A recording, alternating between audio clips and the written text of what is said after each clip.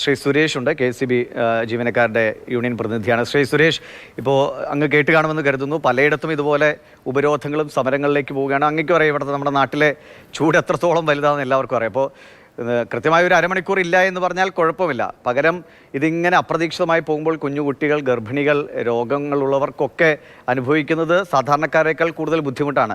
യഥാർത്ഥത്തിൽ എന്താണ് KCBയുടെ പ്രശ്നം? നിങ്ങൾക്ക് പരിഹരിക്കാവുന്നതിനപ്പുറമാണോ കാര്യങ്ങൾ?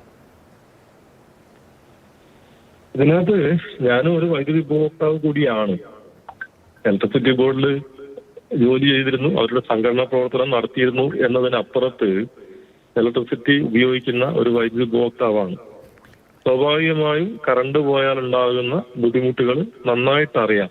അപ്പം എൻ്റെ വീട്ടിൽ ഈ പറഞ്ഞ പോലെ ഇൻവെർട്ടർ ഒന്നും വെച്ചിട്ടൊന്നുമില്ല. കറണ്ട് പോയാൽ പോയത് തന്നെയാണ്. ഇന്നലെ രാത്രി നിരവധി തവണ എൻ്റെ വീട്ടിലും കറണ്ട് പോയിട്ടുണ്ട്. സ്വാഭാവികമായിട്ട് ഇതിന്റെ പ്രയാസം നന്നായിട്ട് അറിയാം. ഉള്ള പ്രശ്നം എന്താന്ന് വെച്ചാൽ, കഴിഞ്ഞ കുറച്ച് ദിവസമായി കേരളത്തിൽ വളരെ കടുത്ത ചൂടാണ്. ഈ ചൂടിന്റെ ഭാഗമായി ഇന്നലെ വൈദ്യുതി ഡിമാൻഡ് എന്ന് പറയുന്ന സ്ഥാനം 5740 മുകളിലേക്ക് പോയി. കഴിഞ്ഞ വർഷം വരെ ശരാശരി 5000 നിൽക്കുന്നതാണ്. ഏകദേശം 700-750 മെഗാവാട്ട് വൈദ്യുതി ഉപഭോഗമാണ് കഴിഞ്ഞ ഒരൊറ്റ വർഷത്തിനുള്ളിൽ വന്നിട്ടുള്ളത്. ഇതിപ്പം കഴിഞ്ഞ കുറച്ച് ദിവസമായിട്ടുണ്ടാകുന്ന ഹീറ്റ് വേവിന്റെയും കൂടി ഭാഗമായിട്ടാണെന്നാണ് മനസ്സിലാവുന്നത്.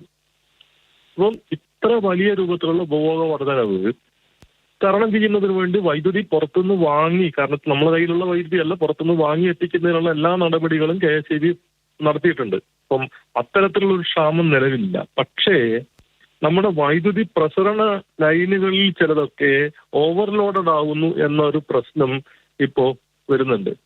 അത് ഈ പറയുന്ന രൂപത്തിൽ വൈദ്യുതി ഉപഭോഗത്തിൽ വരുന്ന വ്യത്യാസം എന്ന് പറയുന്ന സാധനം നമ്മൾ അപ്രതീക്ഷിതമായിട്ട് വന്നിട്ടുള്ള ചില വ്യത്യാസത്തിന്റെ ഭാഗമായി നമുക്ക് ലൈനുകളിൽ ചില സമയങ്ങളിൽ വലിയ രൂപത്തിൽ ഓവർലോഡഡ് ആവും. ഓവർലോഡഡ് ആവും എന്ന് പറഞ്ഞാൽ ലൈന് മൊത്തത്തിൽ ഈ കത്തി താഴെ വീഴുന്ന അവസ്ഥയിലേക്ക് പോകും.